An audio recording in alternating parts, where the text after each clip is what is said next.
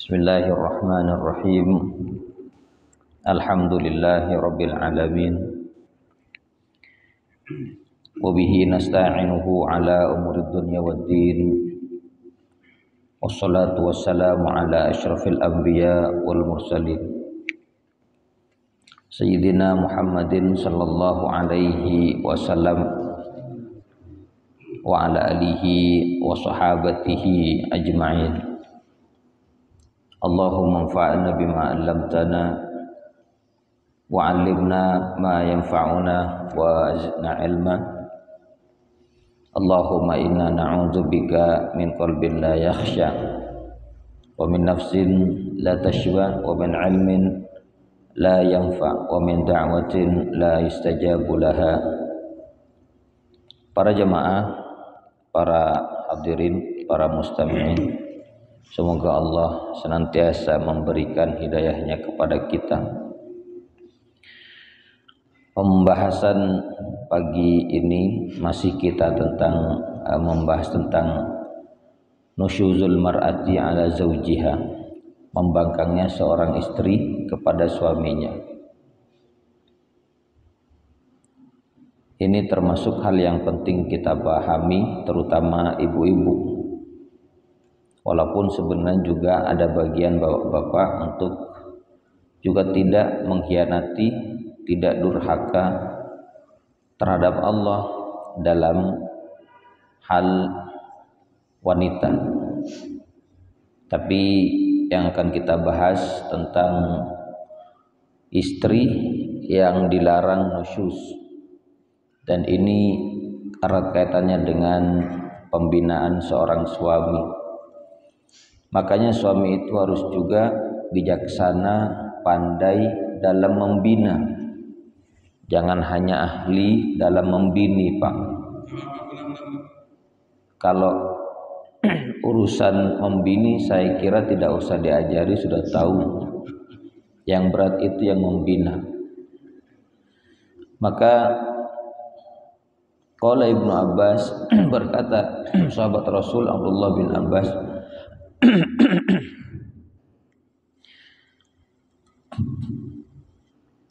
fala tajannu alaina lilat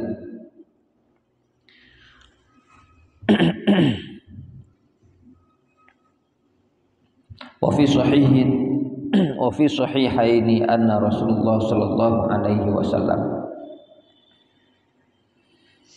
qala, bersabda, idza da'a ar-rajul imratahu ila firashihi, apabila seorang suami memanggil istrinya ke kasur untuk tidur, falam ta'ti la'anatal malaikatu hatta tusbiha, tapi si istri tidak segera mendatangi panggilan suami, maka dilaknat oleh para malaikat sampai subuh. Wa fi lafzin, dalam lafaz yang lain, bata wa huwa alaihi ghadban, dia tidur suaminya dan terhadap istrinya marah. Tidur dalam keadaan marah kepada istrinya karena dipanggil tidak mau. Memang suami begitu kadang, Pak. Kalau sudah punya hajat dan istri tidak punya alasan sebenarnya. Laki-laki memang cenderung emosi lah. Kalau perempuan punya hajat juga sama sih, cuman besar akibatnya kalau suami sampai marah dan istri tidak melayani apa yang dihajatkan oleh suami tanpa ada uzur. La'natan malaikatu hatta tusbih, maka dilaknat oleh malaikat sampai subuh. Maka kata Abdullah bin Abbas, itu enggak ada alasan bagi istri. Wa fi lafzi sahihain aidan, juga dalam lafaz sahihain Imam Bukhari dan Muslim, idza batatil mar'atu hajirata firashi zawjiha, apabila bermalam seorang istri, dia menjauh dari kasur suaminya, fata'ba alaihi, tidak mau, enggan, illa kana alladhi fis samai sakhitan alaiha, kecuali pasti malaikat yang di langit marah kepada si istri, hatta yarda anha zawjuha, sampai suaminya menjadi ridho. Jadi penegasannya bukan hanya sampai subuh, sampai suaminya ridho. Kalau umpama suami tidak ridho sampai subuh, malaikat tetap murka. Kalau sampai pagi, sampai siang, belum juga, karena mungkin suami ini tidak akan merasa puas kalau hajatnya tidak diselesaikan, umpama Pak ya, kecewa dengan istrinya, dia akan dimurka oleh malaikat. Wan Jabir radhiyallahu an, ada Nabi sallallahu alaihi wasallam, dari Nabi juga, salah satu la yaqbalullahu lahum salatan. Ada 3 orang yang salatnya tidak diterima oleh Allah, wala tarfa'u lahum milas sami hasanatan, kebaikannya pun juga tidak diterima, tidak naik ke langit. Ada 3 orang salatnya tidak diterima. Ini ingat-ingat, kebaikannya juga tidak naik, meskipun dia punya kebaikan, meskipun dia salat. Siapa di antara mereka? Al-abdul abiqu hatta yarji'a ila mawalihi, seorang budak yang lari dari tuannya sampai kembali kepada tuannya. Budak kabur sampai kembali kepada tuannya. Kalau zaman sekarang tidak ada perbudakan, Pak.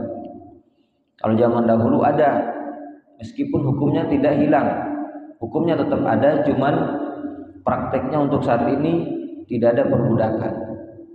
Maknanya kalau ada orang yang bekerja jadi pembantu rumah tangga, itu bukan budak. Kadang ada orang-orang jahat, kaya, dia menganggap pembantunya budak. Beda antara pembantu rumah tangga dengan budak. Kalau pembantu rumah tangga dia pekerja murni, tapi kalau budak dia harta bagi tuannya yang bisa dijual. Bahkan bisa, kalau budaknya perempuan, bisa dijima oleh tuannya yang laki-laki. Kalau punya anak, maka statusnya otomatis menjadi merdeka. Nah, di sini perbedaan budak. Maka di sini yang dimaksud bukan pembantu rumah tangga, tetapi perbudakan. Kalau dia kabur dari tuannya, dia tidak akan diterima sholatnya dan tidak akan bernilai kebaikannya kalau budaknya muslim. Hatta fayadha'u yadahu fi aidihim, dikembali kepada tuannya dan meletakkan tangannya di atas tangan tuan mereka, baru dianggap sholatnya diterima, kebaikannya naik ke langit. Cuman dalam Islam, meskipun ada perbudakan, Rasul tetap menganjurkan memerdekakan budak. Karena itu kan ada beberapa ayat yang agar memerdekakan budak, seperti misalkan kafarat ya, kafarat membunuh secara sengaja, atau kafarat bagi orang yang berpuasa di bulan Ramadan lalu berjima dengan istrinya, termasuk kafarat seorang suami zihar dengan mengatakan anta alayya ka ummi, anti alayya ka ummi, istriku, kamu ini sama dengan ibuku. Itu zihar, menyamakan istri dengan ibunya, maka harus membayar kafarat yang diantaranya adalah memerdekakan budak, raqabah mukminah, budak yang beriman. Tapi kita tidak akan membahas masalah ini. Ini yang pertama, budak. Jelas beda dengan pembantu. Yang kedua, wal maratu sakhitu 'alaiha zawjuha hatta yarda anha. Seorang wanita yang suaminya murka, marah kepadanya sampai ridha. Ingat-ingat ini ibu-ibu, jangan sampai seorang suami dibikin kecewa sampai tingkat marah. Ternyata kalau demikian, sholatnya tidak diterima, kebaikannya juga tidak sampai. Jangan sampai membuat suami kecewa, marah. Ingat ya, binian-binian, sing ngantuk jaga. Wasakran hatta yashu, termasuk orang yang mabuk sampai dia sadar, sholat dia tidak diterima oleh Allah, kebaikannya tidak dianggap. Naudzubillah. Wa 'an al-Hasani qala haddatsani man sami'a an-nabiy sallallahu alaihi wasallam yaqul. Kembali kepada hadis Rasul. Juga bersabda, awwalu ma tus'al anhu al-mar'atu yaumal qiyamati an sholatiha wa an ba'liha. Ternyata pertama yang akan ditanya pada hari kiamat kepada seorang wanita tentang sholatnya dan tentang suaminya. Ini kedudukan suami bagi istri sangat tinggi, Pak. Makanya sering kita mengingatkan, surganya istri itu ada pada suami. Surganya anak laki-laki, surganya suami ada pada orang tuanya, terutama ibunya. Kalau ini tidak dipahami oleh seorang istri, maka akan banyak lahir istri-istri yang berani membentak, marah. Kalau perempuan marah kepada suaminya, Pak ya, apalagi zaman sekarang, dia kalau bicara suami kalah kadang, Pak, kalah suami. Apalagi tiba-tiba suami yang sabar. Bukan saya takut kata suami, cuma menghormati. Menghormati kalau posisinya diganti sama istri kan tidak benar juga. Suami yang mestinya memimpin, dia yang mengatur, malah diatur sama istri. Nah, kalau sudah suami macam begini dibentak sama istrinya, kadang Pak malah kok pada najeng potong. Jangan sampailah ya ibu-ibu, pahami ini. Wa fil hadis anna Rasulullah sallallahu alaihi wasallam qala, hadis yang lain Rasul bersabda, la yahillu limra'atin tu'minu billahi wal yawmil akhir. Tidak halal bagi seorang istri yang dia beriman kepada Allah dan hari kiamat, antasuba wa zawjuha syahidun, berpuasa. Tidak halal dia berpuasa. Yang dimaksud puasa sunnah, bukan puasa wajib.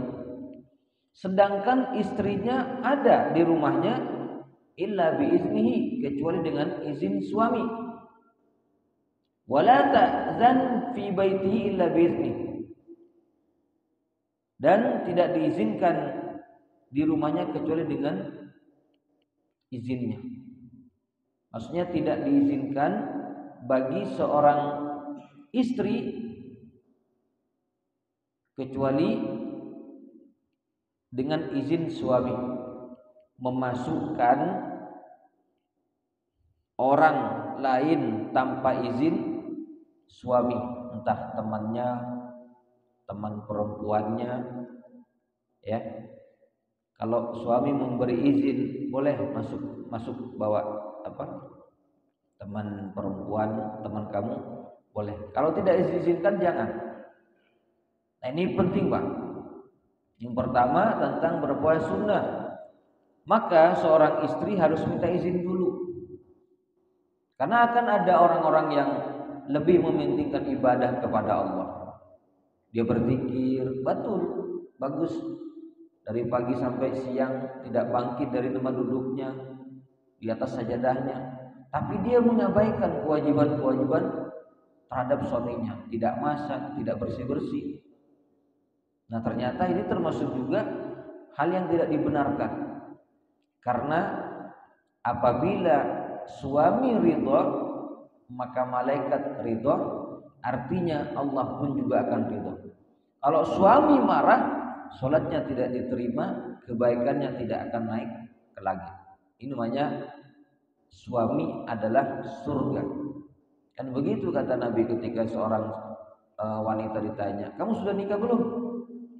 Sudah ya Rasulullah. Gimana kamu memperlakukan istri kamu, suami kamu? Saya perlakukan dengan baik ya Rasulullah. Saya layani dia, pokoknya baiklah.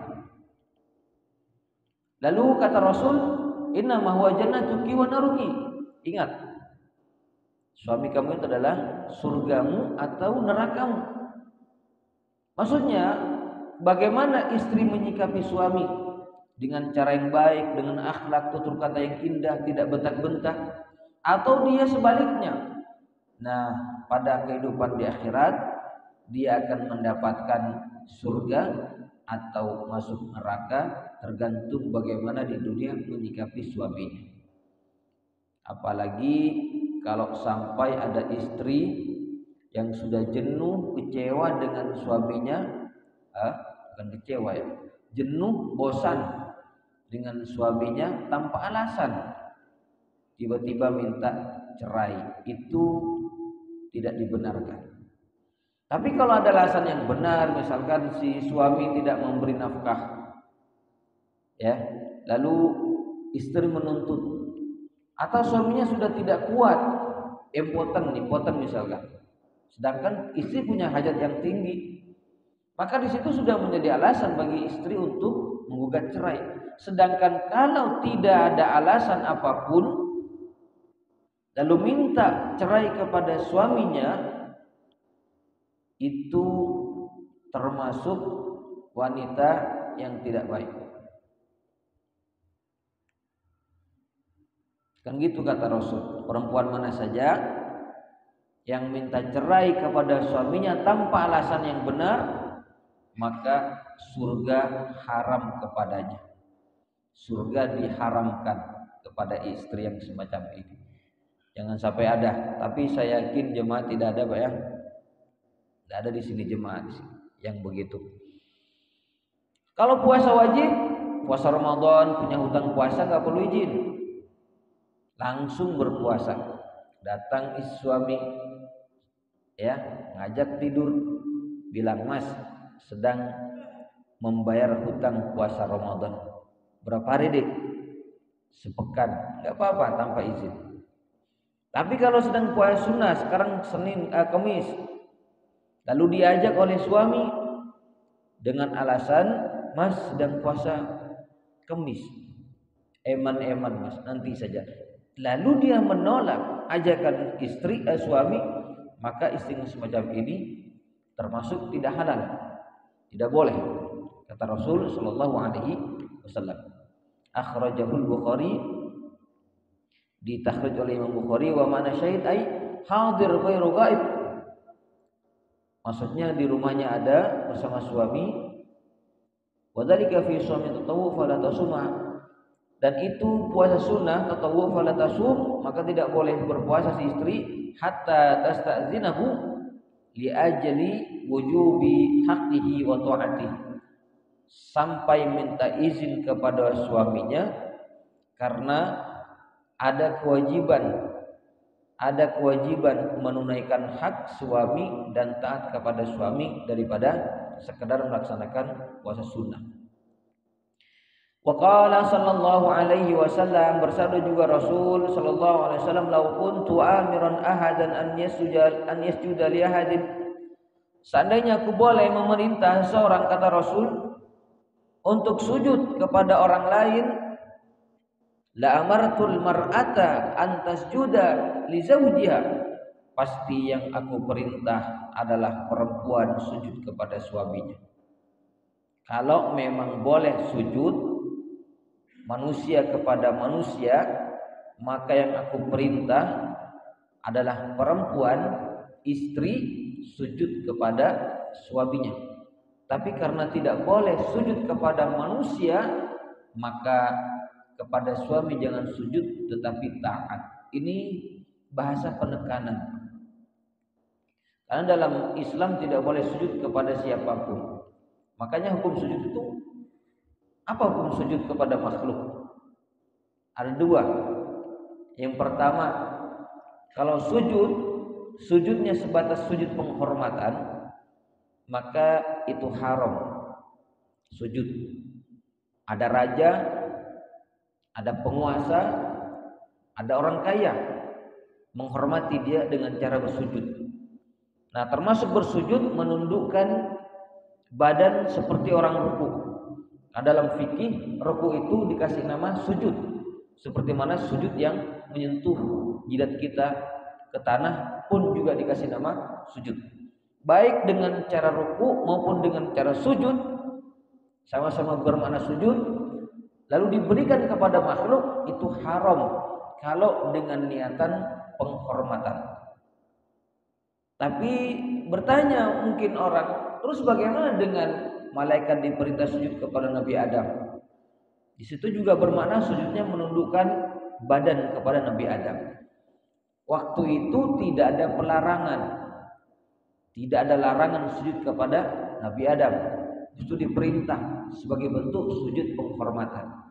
Tapi kepada Rasul dan umatnya, maka tidak boleh sujud umat ini kecuali kepada Allah Subhanahu wa taala. Adapun sujud dengan niat ta'zim ka ta'zimillah, mengagungkan sama seperti mengagungkan Allah, atau sujud ibadah kepada makhluk, itu artinya berbuat syirik. Bukan lagi haram biasa, tapi tingkatan syirik. Makanya kalau seandainya boleh, kata Rasul, saya perintah orang sujud kepada orang, pasti wanita sujud kepada istri suaminya. Tapi kan tidak boleh. Ini penekanan. Maksudnya kalau memang dia harus menghormati yang begitu tinggi, maka yang harus dikerjakan oleh suami adalah hormat kepada dikerjakan oleh istri, hormat kepada suaminya.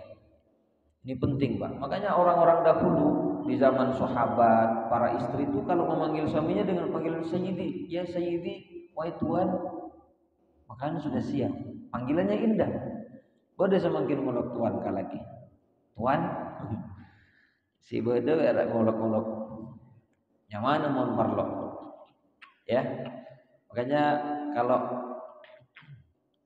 istri memanggil nama asli suami, sebenarnya kurang beretika. Panggillah dengan panggilan yang memang pada tempatnya. Tapi juga jangan juga memanggil menyamakan panggilan istri kepada suami seperti memanggilnya anak-anak kepada bapak. Bapak, karena para ulama mengatakan ini juga makruh, walaupun bukan tingkatan haram, makruh. Khawatir ada penyamaan. Sama seperti seorang suami memanggil istrinya dengan panggilan ibu. Khawatir ada penyamaan antara suami dengan ibunya. Meskipun tidak sampai tingkatan zihar, tidak sampai tingkatan anta ka dhahri ummi alayya, kamu seperti ibuku, meskipun tidak tingkatan seperti itu, tapi dengan memanggil khawatir ada penyamaan antara istri dengan ibu. Makanya bapak-bapak kalau memanggil istrinya jangan panggil ummi. Ibu-ibu kalau memanggil suami jangan panggil abi, jangan panggil mama. Panggillah dengan panggilan yang disenangi oleh istri. Apa? Sayang, cinta, begitu. Dan Rasul Shallallahu Alaihi Wasallam memanggil istri-istrinya dengan panggilan yang sesuai dengan statusnya. Yang paling tidaklah istriku, zaujati, habibati, kan begitu, azizati, kekasihku, dan sebagainya. Senang wah, mau nyelok barang kawan. Cila tua Ustaz. Makanya itu Rasul tak tua. Rasul itu usianya berapa juga? Di atas 50 tahun lebih, masih memanggil dengan panggilan yang romantis. Saya kira demikian. Semoga bermanfaat dan saya mohon maaf. Assalamualaikum warahmatullahi wabarakatuh.